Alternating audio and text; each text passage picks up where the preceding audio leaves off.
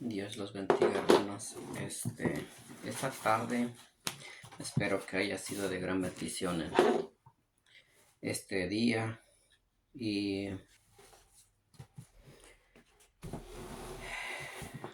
mis deseos es que Dios los haya bendecido en su trabajo, en sus actividades.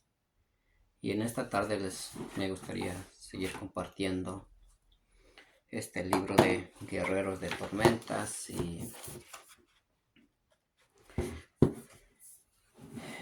permítame, antes de leer el libro, permítame hacer una oración y que Dios tome el control de este tiempo. Papá Dios, gracias, Señor, te doy por otro nuevo día. Gracias porque tú, Señor, permite, Señor, hacer todas nuestras actividades, Dios. Y te pido, Padre, en el nombre de tu precioso Jesucristo, Dios, que en esta tarde tú nos renueves con nuevas fuerzas para seguir adelante, Dios, y poder también, Señor, descansar. Pero más que nada, Dios, que esta tarde sea de gran bendición para la vida de cada uno de mis hermanas, de mis hermanos de la fe. Dios, te pido, Padre, que tú obres en su vida de cada uno de ellos. Y gracias, Dios, por todo lo que tú hiciste por nosotros. No merecemos tanto amor, Dios, pero tú nos los das a mano llenas. Y gracias te doy porque tú nos amas. En esta tarde, Dios, te pido, Padre, que haz sensible nuestros corazones. Haz, Señor, que nuestros corazones sean obedientes a ti, Dios. Y más que nada, Padre, que tú abra nuestro entendimiento para poder entender tu palabra, Dios, y aplicarlo a nuestras vidas. Que nosotros, Señor, seamos hacedores de tu palabra. No oidores, sino hacedores, Dios. Y es por ese medio, Dios, que nosotros tendremos bendición. Y te pido, Padre, en esta tarde, que tú te quedes con nosotros, Dios. Te lo pido en el nombre de tu precioso Jesucristo. También te pido, Señor, que tu Espíritu nos guíe, que tu Espíritu, Señor, nos hable, y que tú hagas sensible nuestro oído espiritual, Señor, para poder escuchar tu voz. Y todo resentimiento, Señor, todo coraje o enojo que tengamos con alguna persona, Dios, te la ponemos en tus manos, tuyos, Dios, y nosotros lo rechazamos de nuestros corazones, Dios. Y te pido, Padre, que tú nos des esta paz. Perdona, Señor, nuestros pecados, perdona nuestras faltas, Dios. Y te pido, Padre, que tú sigue puliéndonos, Señor, sigue cambiando nuestro carácter, nuestra manera de pensar, Dios, que tú tomes el control de nuestros pensamientos. Te lo pido en el nombre de tu precioso Jesucristo. Amén. Esta es la segunda parte del capítulo 12 y dice: ¿por qué me has desamparado? Desde la hora sexta hubo tinieblas sobre toda la tierra hasta la hora novena. Cerca de la hora novena Jesús clamó a gran voz diciendo: Elí, Elí, lama sabactani. Significa: Dios mío, ¿por qué me has desamparado? Mateo 27, 45-46. Vea también el Salmo 22, 1. Esta palabra de amor responde al clamor de todo corazón que sufre.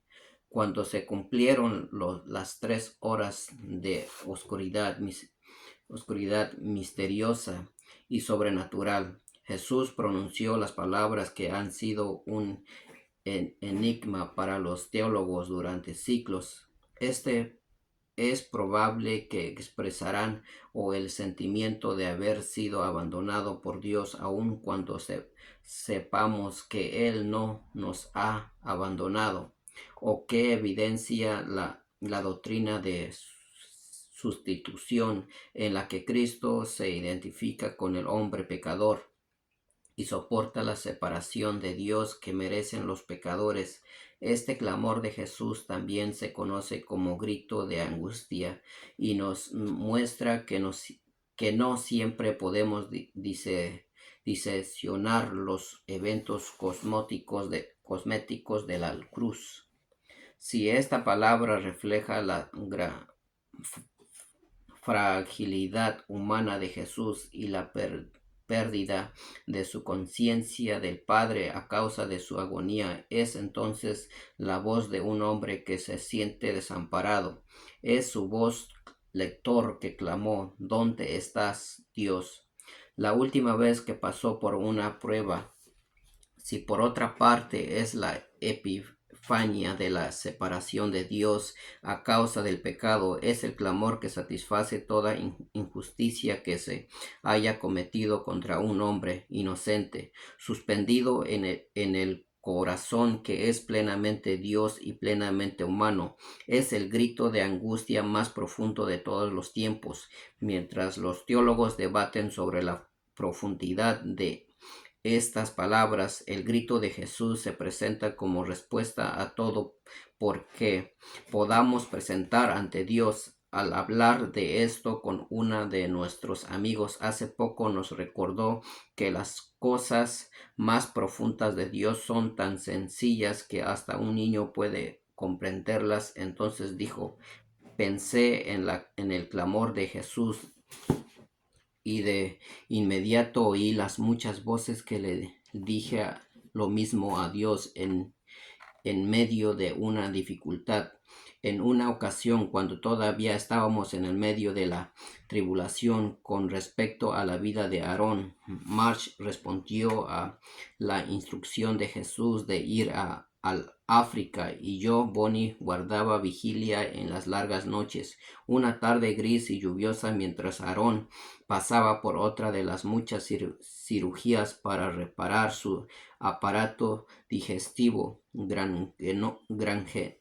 gangrenoso desde el nacimiento, me hallaba bajo el portal de entrada del hospital y pregunté por qué. Jamás olvidaré la respuesta que llegó suave y certera: estoy aquí contigo y esto es más que suficiente. La respuesta a todo por qué surge de nuestros labios en momentos de dificultades, tribulación o problemas es la presencia de aquel que nos amó y se entregó a sí mismo por nosotros. Cuando nuestro sufrimiento humano nos lleva a preguntar por qué, podemos recordar que Emmanuel ha derribado el muro de la separación. No nos abandonará como huérfanos, no nos dejará solos. Recuerde esto la próxima vez que sienta la tentación de preguntarle a Dios: ¿dónde estás? ¿O por qué me pasa esto? Miré a la cruz y encontré la respuesta: tengo sed. Después de esto, sabiendo Jesús que ya todo estaba consumado, dijo, para que la escritura se cumpliera: tengo sed. Juan 19:28.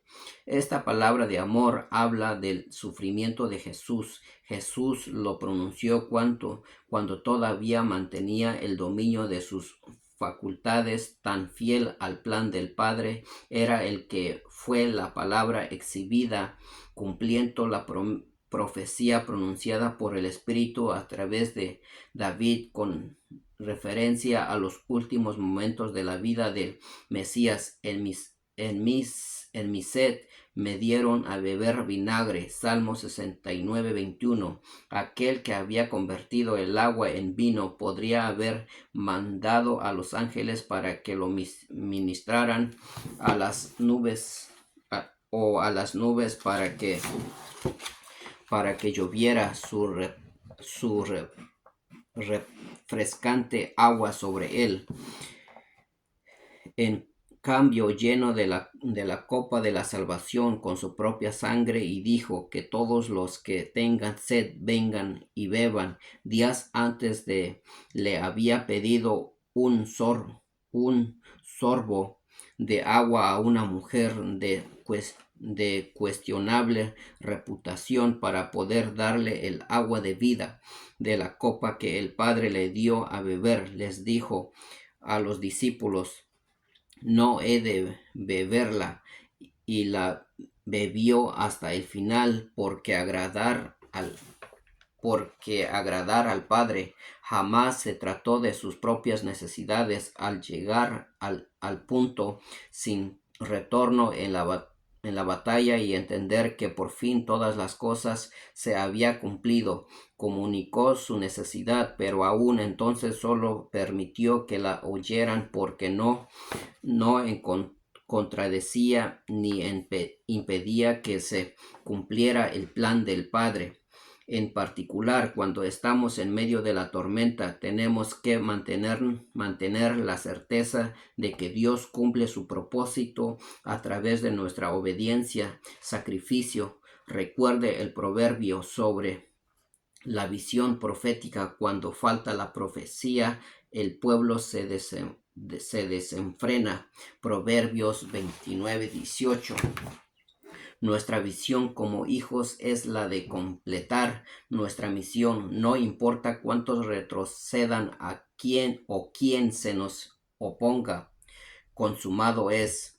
Cuando Jesús tomó el vinagre, dijo: consumado es. Juan 19:30 es palabra de amor, expresa la misión cumplida. Mojó sus labios con un sorbo demasiado tarde como para aliviar sus sufrimientos, solo para que su voz sanara fuerte y clara, para que la oyeran la creación entera. Esta sexta palabra es el grito del vencedor, misión cumplida. Esa palabra es un verbo en griego que lo abarca todo. Telestai. No es el grito de una víctima derrotada, sino el de un vencedor que ha completado la tarea para la que fue convocado. Con las escrituras cumplidas y habiendo completado todas las obras que habían visto hacer el Padre, solo entonces se permitió el colapso como le sucede al corredor de la maratón al tocar la cinta de llegada. Padre, en tus manos. Entonces Jesús, clamando a gran voz, dijo: Padre, en tus manos encomiendo mi espíritu. Lucas 23:46. Vea también Salmo 31:5. Esta palabra de amor expresa el gozo del justo al final del día.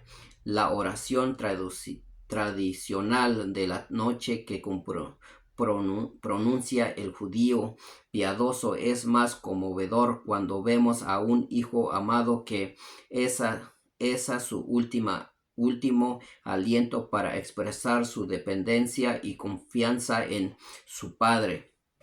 Con la piel desgarrada y deformada hasta ser casi irreconocible, aún reside en él la firme devoción a aquel a quien vino a servir, y así se ofrece a sí mismo mediante el Espíritu, y el vínculo de amor entre el Padre y el Hijo permanece intacto hasta el final.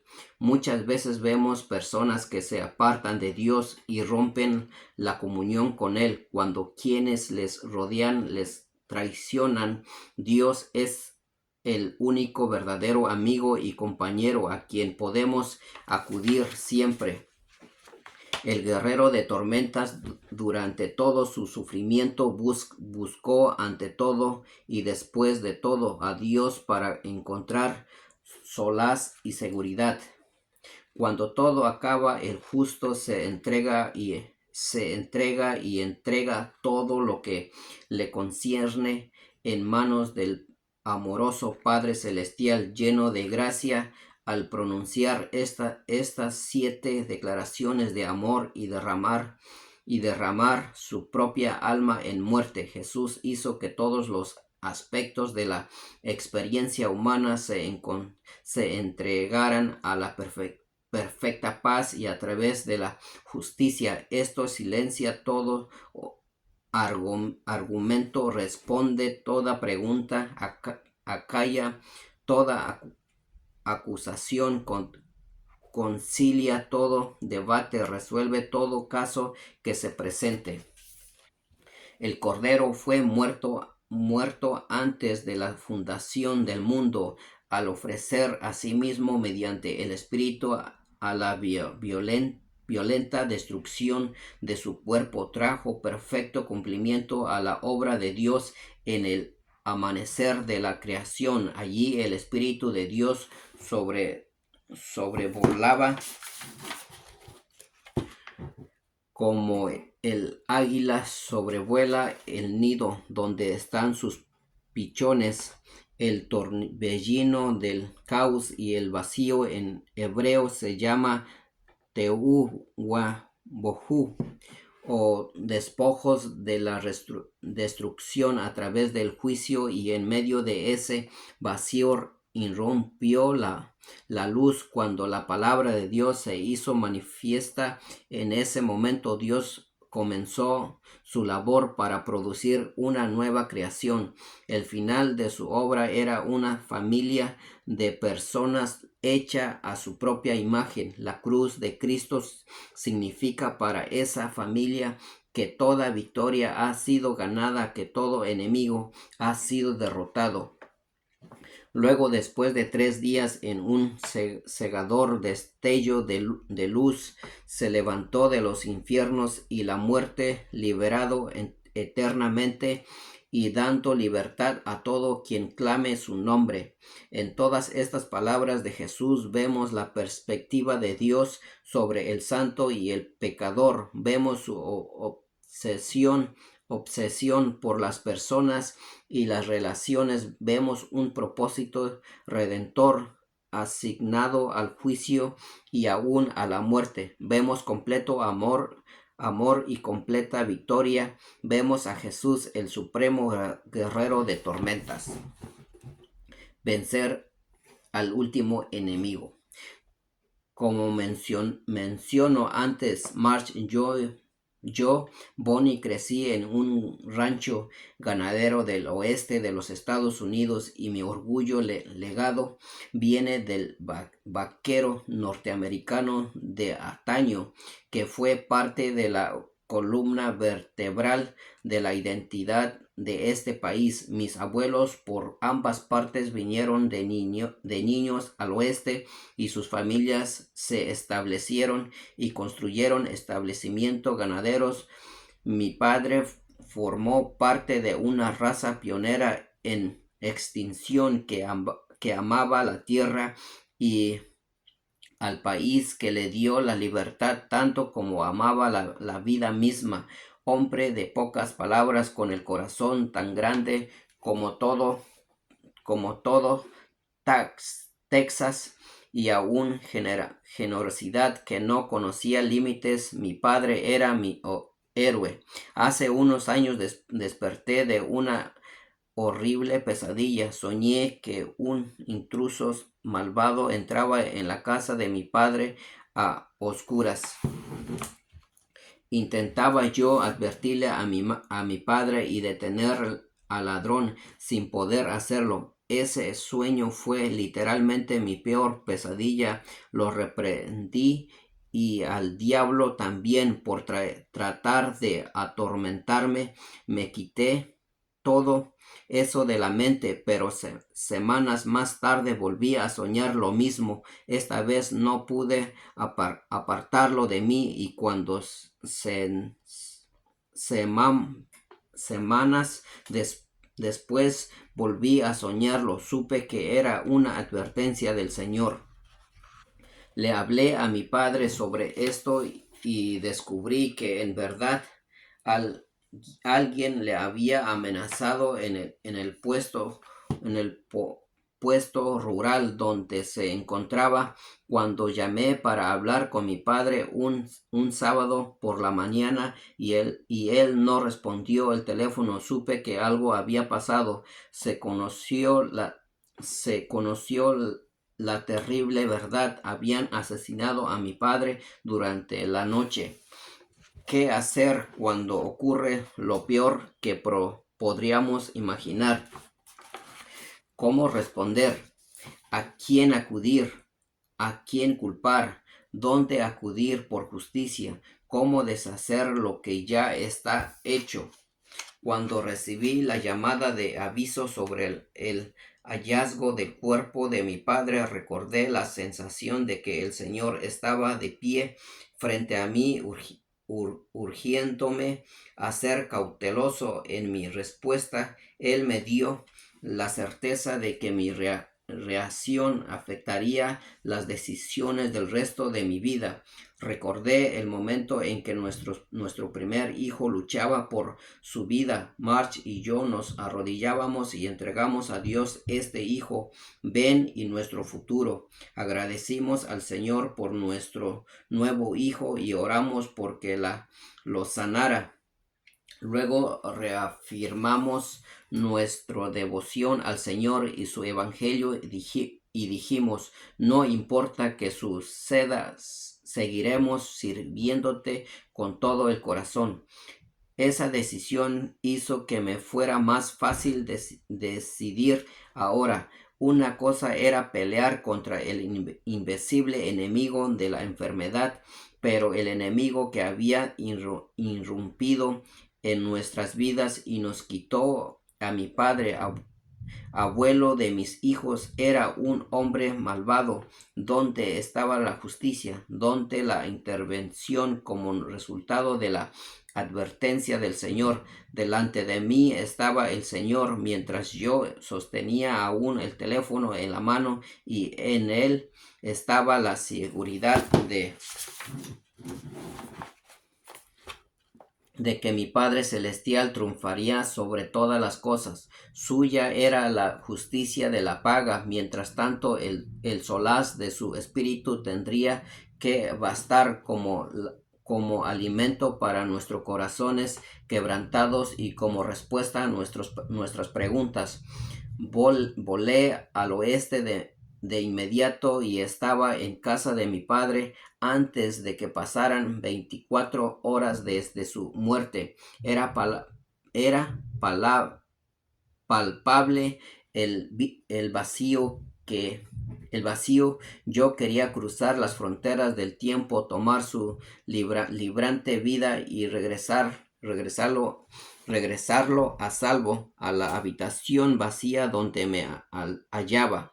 Al ver la manta que utilizaban para cubrir una mesa, algo llamó mi atención. La manta estaba sobre la alfombra y a un lado de la habitación. Estaba a punto de levantarla y ponerla en su lugar, pero algo me detuvo. En cambio, levanté el borde de la manta con la punta de mi zapato. Alguien la había puesto allí para cubrir la mancha que la sangre de mi padre había dejado sobre el piso de su sala. Mis ojos se clamaron en la única parte física de él que quedaba en el lugar donde había vivido y amado, temblando mientras las lágrimas rodaban por mis mejillas. Me agaché y toqué el borde de la mancha de sangre. Sentí que se me paraba el corazón. Mis pensamientos se debatían entre el miedo y la desesperanza, la fe y la incredulidad, la sorpresa y la venganza. Sentí que callaban todos los sonidos de la creación. Mi padre había cumplido 60 años unos meses atrás y mis hijos no habían llegado a disfrutar del todo su legado en él. Uno de los viejos vaqueros de Norteamérica. Mi mano tembloroso cubrió la mancha de sangre y desde mi interior comenzó a surgir un grito de angustia, pero mientras se hacía más fuerte en mis oídos, otra voz me habló. No era una voz humana, ni tampoco de demonios. Sonaba como la voz de mi padre, que hablaba desde su sangre a la punta de mis dedos, diciendo: no busques venganza. No hay satisfacción en la ausencia de justicia. El hombre que, que me que cometió este hecho de la Nable jamás fue aprehendido, aunque se conocía su identidad. No puedo explicar con palabras cómo un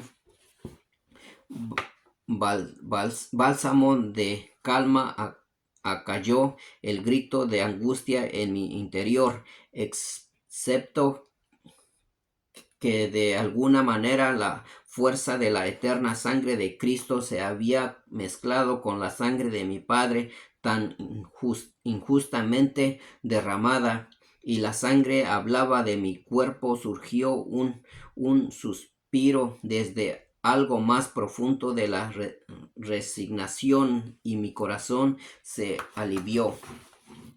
La voz de la sangre que fluía desde la cruz en el mayor acto de injusticia parecía haber encontrado eco en esa habitación vacía. La sangre que me habló ese día gritaba cosas mejores que la venganza por la que clamaba la sangre de Abel cuando su propio hermano lo asesinó, movido por los celos en un lugar situado entre la luz y la oscuridad, entre la vida y la muerte. Sabía yo que mis pecados habían matado a un hombre inocente hacia 2000 años, y ese día en la casa de mi padre tuve la certeza de que el hombre hablaba por la injusticia que vivía en nuestra familia. No os vengáis vosotros mismos, amados míos, sino dejad lugar a la ira de Dios, porque escrito está: mía es la venganza, yo pagaré, dice el Señor. Romanos 12:19. Como resultado de esta tragedia en nuestras vidas, 2 generaciones de nuestra familia han sido tocadas con el poder salvador del Evangelio. Esa tormenta creó la oportunidad para que el legado de mi padre ayudara a algunos de nuestros seres amados a corregir su curso. La misión suprema de todo cristiano es la victoria sobre la segunda muerte. Nuestro mensaje sobre el camino dice que Cristo ha vencido. No hay nada en esta vida que pueda quitarte ese triunfo. Aún la muerte en este cuerpo no puede amenazar al hombre o la mujer que ha hecho las paces con Dios mediante la fe en la obra salvadora de Jesús. Realmente no tenemos más opción que enfrentar las tormentas que vengan, o las venceremos o seremos vencidos por ellas. Quiero repetir algo que dijimos antes: las personas que aman la libertad pueden cansarse de pelear, pero eso nos cambiará el hecho de que hay personas que no se cansan de pelear contra nosotros, y este es el pensamiento cierto en la iglesia. Podemos tratar de salir de la tormenta, cantar, pasar buenos momentos, pero el enemigo no se toma descanso de su camino de destrucción. Tiene la firme intención de matar, robar y destruir todo lo que pueda tocar. Sin embargo, el aliento de este glorioso evangelio en el que hemos puesto nuestra esperanza nos llena de coraje. Tenemos que ceñir nuestras mentes en el poder de Cristo y correr hacia la batalla llenos de fe y coraje. el firme fundamento. Vivimos en una época en que son aceptables todas las visiones del mundo. Aspecto una la que tiene su fundamento en Jesucristo y su palabra. Sin embargo, es este el único fundamento que permanecerá estable por toda la eternidad. Sin un fundamento sólido basado en la fe en Jesús y en el eterno propósito de Dios para nosotros como personas, familias y nación, corremos peligro de perder nuestra claridad moral en el diluvio de pluralismo humano, humanismo, terrorismo y lo políticamente correcto. En estas aguas turbulentas se sumerge el supremo guerrero de tormentas. Nuestra visión del sufrimiento y la muerte tiene que ser revisada en la certeza y seguridad de su cruz. No hay otra forma de afirmar en este tormenta de caos global. La Iglesia está llamada a ser relevante en lo que conocemos como posmodernidad. Es ahora de una reforma que proclama la verdadera misión del Evangelio. Jesús dijo que el reino de los cielos es como el hombre que antes de salir de viajes les dijo a sus sirvientes: ocúpense mientras no estoy. Esta palabra ocuparse significa más que solo habitar en el lugar. En este momento los consejos de guerra pergeñan sus demonios planes para matar a todo quien marche bajo el estandarte de la cruz de Cristo. Nuestra primera línea de defensa es el fuerte compromiso con la oración y los valores establecidos por Dios. Tenemos que estar dispuestos a pagar el precio por nuestras libertades. El mundo languidece y necesita nuevos guerreros de tormentas que se animen a luchar contra este ataque y defiendan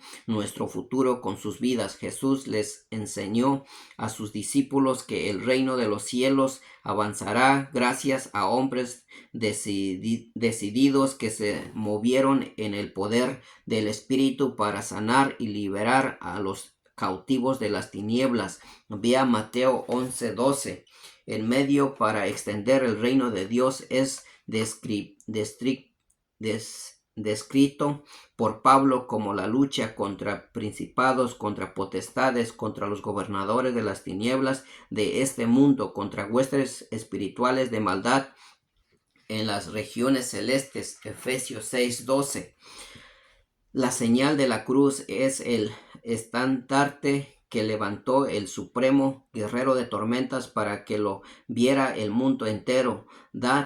Da testimonio del triunfo del bien sobre el mal. Envía el mensaje a una generación perdida y obsesionada consigo misma de que hay esperanza en medio de la desesperanza. Envía destellos vibrantes de la gloria y el amor de Dios a todos los que perecen en este momento.